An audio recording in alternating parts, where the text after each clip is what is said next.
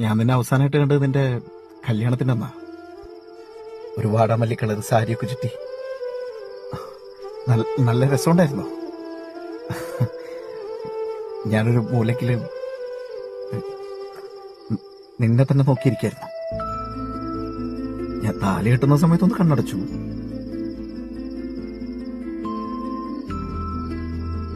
നിനക്ക് വേണ്ടി പ്രാർത്ഥിച്ചു.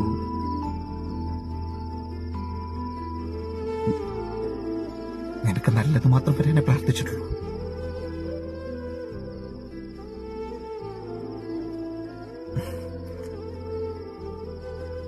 ലൈഫ് ചിലപ്പോൾ അങ്ങനെയായിരിക്കും.